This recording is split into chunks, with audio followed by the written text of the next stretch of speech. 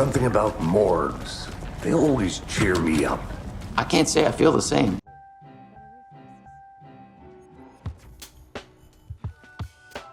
If you've played a Remedy game, you probably know that something always feels off.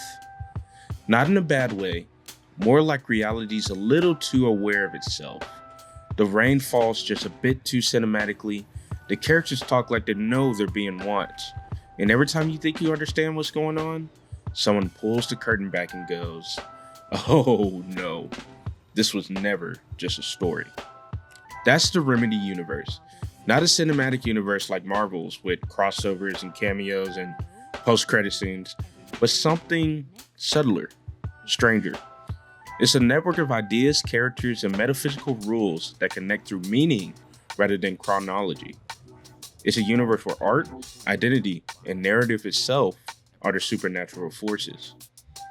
Most people noticed the connection officially when Control's AWE expansion dropped, where the Federal Bureau of Control openly investigated the events of Alan Wake. That's why AWE is sometimes known as Alan Wake expansion. But in truth, Remedy have been writing towards this universe for decades. The seeds were planted long before the Dark Place existed, long before Jesse Faden wandered the Otis house, and long before anyone uttered the words "altered world event." To understand how deep this rabbit hole goes, we need to go back to the start. Before the lamps, before the hiss, before the meta horror, back to when Remedy was just a small Finnish studio making a dark, gritty detective story that didn't just break the fourth wall, it tore it apart with a shotgun blast, and then narrated the aftermath in slow motion. Here's a little reminder to hit that like button and subscribe for more great videos like this one on the way. Thank you. See, Remedy's story begins with Max Payne, a 2001 neo-noir shooter that, on paper, looks like a typical revenge story. A cop, a murder, a conspiracy. But under all the bullet time acrobatics and trenchcoat drama, there's something much stranger going on. See, Max Payne is really a story about a man trapped inside his own narrative. It's full of dream sequences where Max literally wanders through surreal versions of his own trauma. Hallways that loop endlessly, blood trails that lead nowhere, voices whispering from televisions. These aren't just cool stylistic choices. They're Remedy experimenting with the same ideas that would define their universe decades later. Perception, authorship, and the fragility of reality. And the most interesting part? The writer and creative director Sam Lake didn't just write Max Payne. He was Max Payne. Literally, his face was scanned into the game. His words were the internal monologue and his tone. That self-aware blend of tragedy and parody became Remedy's narrative signature. Max's face isn't just grim because of his dead family. It's grim because he's a writer's avatar. He's fiction, acknowledging itself as fiction. You can already see the DNA of the Remedyverse here. A protagonist haunted by lost in obsession, a writer or creator whose work defines reality. The blending of genres, crime thriller, surreal dreamscape, and metafiction. Later on, Remedy would lose the rights to Max Payne after Rockstar took over for the sequel, but the creative spirit never left. Sam Lake even joked years later that Max Payne still exists in some other reality. And that wasn't just a wink, it was a philosophy. Remedy's stories would never really die, they just shift universes. In Alan Wake, there's a TV show called Night Springs, a Twilight Zone style anthology that echoes Max Payne's tone and narration style. One episode literally features a detective named Alex Casey, which we'll hear about a lot more, a clear stand-in for Max. And when Alan Wake 2 finally released, Alex Casey came back, fully canonized, played once again by Sam Lake. He's no longer just a nod. He's the bridge between Max Payne's noir world and Alan Wake's horror reality. So even though Max Payne isn't officially part of the Remedy connected universe, it's the Rosetta Stone for the understanding of it. It's where the obsession with authorship, identity, and self-awareness began. The Remedyverse starts not with a flashlight, but with a gun, a monologue, and a writer who couldn't help but write himself into the story. If Max Payne was Remedy's prototype, the experiment where they learned how to bend reality, Alan Wake was where they broke it completely. Released in 2010, Alan Wake is about a novelist suffering from writer's block who travels to the small town of Bright Falls for inspiration. What he finds instead is something that looks like a Stephen King novel fell into a David Lynch blender. An otherworldly force called the Dark Presence that brings fiction to life, twisting his written words into horrifying reality. From the very start, Alan Wake isn't just about a man fighting darkness. It's about the act of writing itself.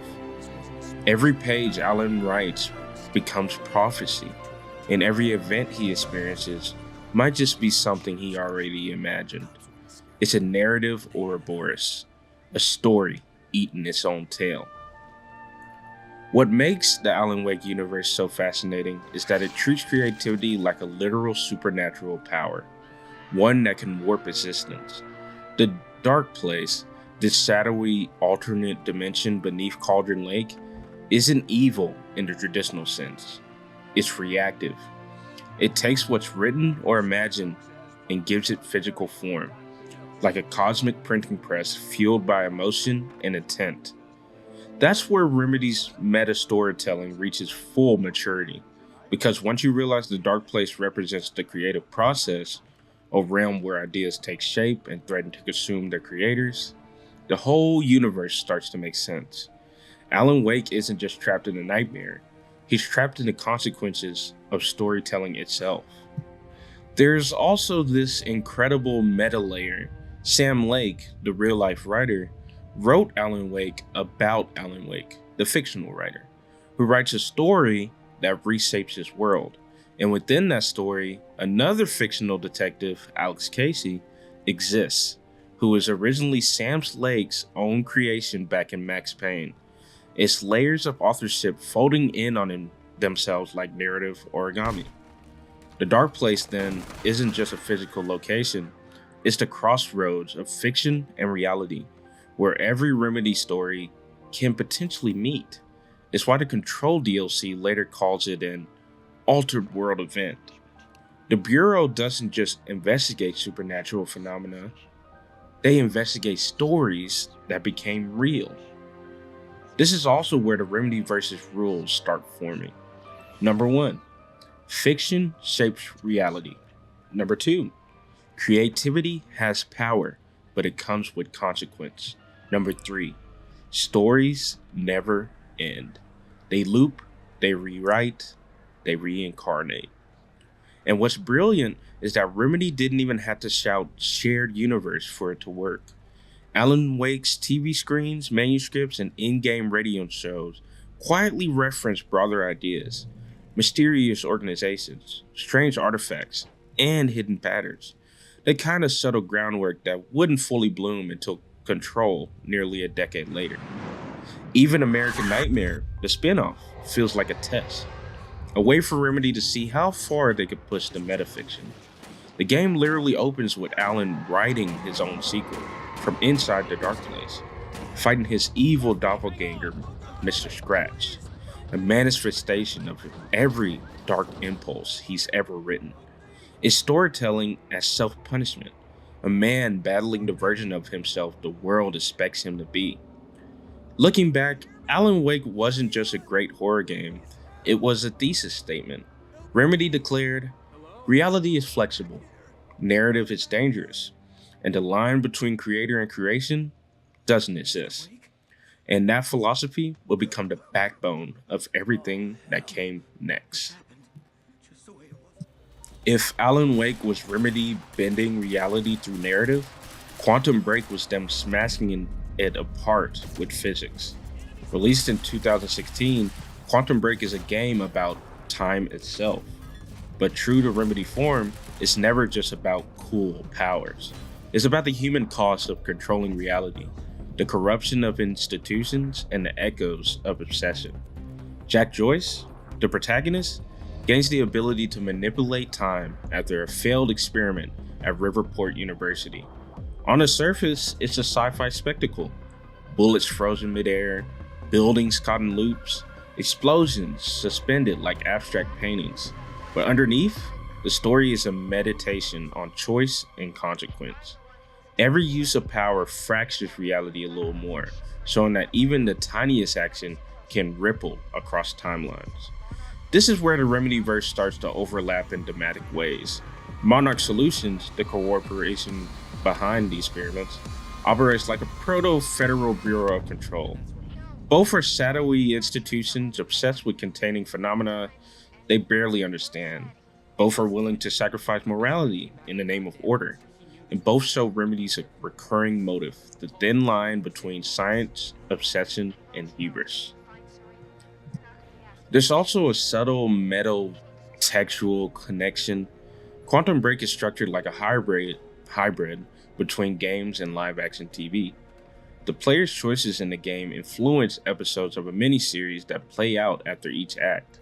It's storytelling aware of its own medium, echoing the way Alan Wake manipulates the dark place or how Max Payne's narrative voice pulls you through noir hellscapes. Remedy is obsessed with the form of storytelling as much as the content. Even small details tie Quantum Break to Alan Wake. For instance, there are subtle Easter eggs in the game hinting at supernatural organizations, experimental anomalies, and even locations that feel like they could exist in Bright Falls, suggesting that while time and space are broken, the universe itself is connected. Jack Joyce's fractured reality mirrors Alan Wake's fragmented world. The difference is scale. Where Alan fights narrative chaos, Jack fights literal temporal chaos, but the philosophical spine is the same. By the end of Quantum Break, it's clear. Remedy isn't just making games that look connected, they're exploring the same core questions in different contexts. What happens when humans meddle with forces they can't fully control? What is reality when perception is malleable? How do stories and decisions echo beyond their immediate scope? Control. Control takes everything Remedy had been experimenting with, metaphysics, narrative loops, organizational conspiracies, and funnels it into one sprawling, almost cathedral-like playground, The Oldest House. Released in 2019, the game immediately established itself as the hub of the Remedy-connected universe. Unlike previous games, this is a world intentionally built as a nexus of anomalies, a crossroads where all the themes converge. You play as Jessie Faden, who arrives seeking answers about her past but finds herself appointed director of the Federal Bureau of Control, a government agency tasked with studying and containing altered world events, otherwise known as AWEs. The Bureau isn't just a backdrop, it's a narrative device that allows Remedy to pull threads from their entire history. Artifacts from Alan Wake's Dark Place, references to mysterious forces resembling those in Quantum Break, and hidden notes about supernatural experiments all coexist under one roof.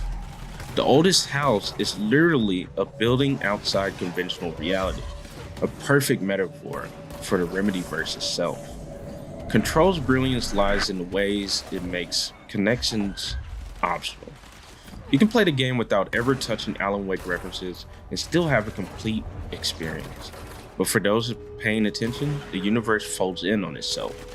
The AWE expansion, Alan Wake expansion, directly references Alan Wake, officially tying the two worlds together. Objects, manuscripts, and environmental storytelling hint at countless other unexplained phenomena, a playground for fan theory and lore hunters alike. Even actors like Matthew Peretta and Sean Ashmore appear, reinforcing Remedy's habit of reusing talent as a connective thread. Thematically, Control embodies Remedy's fascination with obsession and authority. Jessie isn't just exploring a haunted office building, she's navigating a system that responds to narrative forces, just like Alan Wake's Dark Place or Quantum Break's fractured timelines. The FBC treats reality itself as a resource, cataloging and containing anything anomalous. But as Jesse discovers, understanding and controlling are not the same thing. A lesson that echoes across the Remedyverse. Narrative, power, and reality are never fully tamed. Control also plays with space and architecture in a way that mirrors Remedy's approach to story. The oldest house is Labyrinth, impossible in geometry, shifting underfoot. It's a metaphor for the way the Remedyverse spends time, narrative, and reality to its will. Every corridor, every elevator, every office hides secret. Some referencing past games, some hinting at future expansions, all reinforcing the idea that this is a universe alive with narrative energy. By the end, it becomes clear that Control isn't just a game about supernatural bureaucracy. It's a meditation on the nature of storytelling itself. The FBC investigates stories that became real. Jesse investigates her own story, and players are left piecing together the larger connected universe. It's the apex of Remedy's exploration, a narrative Mobius strip, where reality, story, and player all fold into each other. After nearly a decade, Remedy returned to Bright Falls with Alan Wake 2, a game that didn't just continue Alan's story, but actively reshaped the Remedy connected universe, where the original Alan Wake laid the foundation for the Dark Place. The sequel fully integrates that narrative realm into the broader FBC cosmos. Alan Wake 2 opens with the familiar sense of unease. The lines between reality and fiction are even more unstable, and every action feels like it might ripple through multiple dimensions. But the game goes further than any previous Remedy title by explicitly tying Wake's experience to the FBC's investigation, demonstrating that the Dark Place isn't just a local anomaly. It's now officially an altered world event.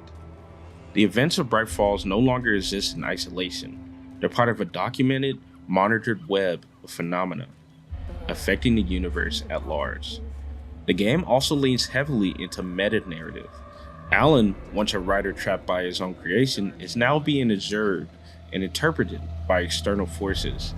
In-game entities, other characters, and explicitly, the player, is storytelling squared, a story about a writer writing a story where the consequences of each sentence manifest in the world around him.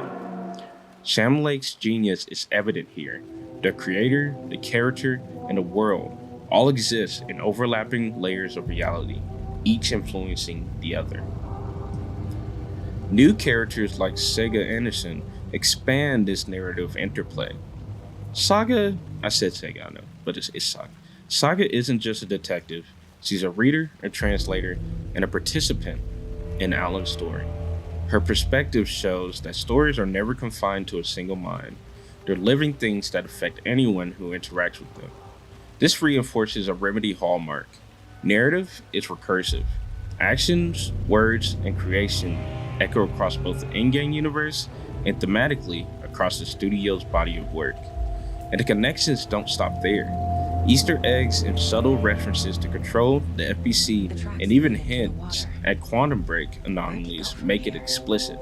All of Remedy's universes coexist in some overlapping semi-conscious multiverse. Even a passing mention of Alex Casey, the detective from Max Payne who was resurrected in the Alan Wake universe, reinforces the idea that none of these stories ever truly vanish. They merely shift, waiting to interact with each other in ways that reward patience, observation, and careful interpretation. By the end of Alan Wake 2, the Dark Place isn't just a narrative setting, it's a metaphor for Remedy's universe itself. A place where time bends, reality folds, and stories perpetually rewrite themselves. It's a bold affirmation. Remedy isn't just making games, they're exploring what happens when fiction becomes reality again. When the act of creation is simultaneously a power and a responsibility. Looking at the Remedy connected universe as a whole, a pattern emerges. These aren't merely connected games because of Easter eggs or crossovers. They're connected by ideas, by themes, and by a relentless curiosity about the nature of reality and narrative. Max Payne introduces us to the obsessive creator trapped in his own story. Alan Wake explores the literal consequences of fiction becoming real. Quantum Break interrogates the human and ethical costs of manipulating fundamental forces. Control expands the universe into a living, breathing hub where stories intersect and grow. And Alan Wake 2 ties everything together, proving that none of these events exist in isolation. At the heart of it, Remedy's universe is a meditation on authorship, obsession, and consequence. It asks what happens when creators are confronted with the very worlds they imagine. How do stories persist beyond their initial telling? What does it mean to have power over reality? And what is the cost of trying to control it? Each game answers these questions differently, but together they form a single cohesive philosophy. And there's an audacious beauty in how Remedy pulls it off. They don't rely on forced crossovers or cheap fan service. The connections are subtle, layered, and often hidden, rewarding players who pay attention without alienating those who don't.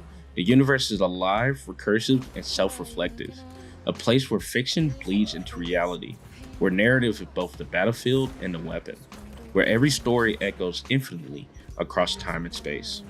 Ultimately, the Remedy Connected Universe tells a story about storytelling itself. It's about creation, control, and chaos. A universe where authors and players alike must confront the power of their own imagination.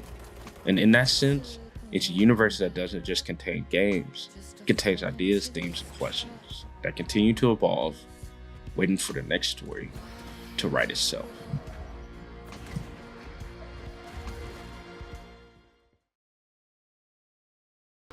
Hey, what's up? Jada Shogun here. If you like that video, make sure you like and subscribe for more. Also, I know this is my first video back, but I'm setting up a Patreon. So if you want to support me, support these videos I make, go to the Patreon. Everything helps. You get your name at the end of the video. But anyway, thanks for watching. More videos coming soon. It's all meant for me. They're meant only for you, I see. Wake up, it's only a dream on a winding road.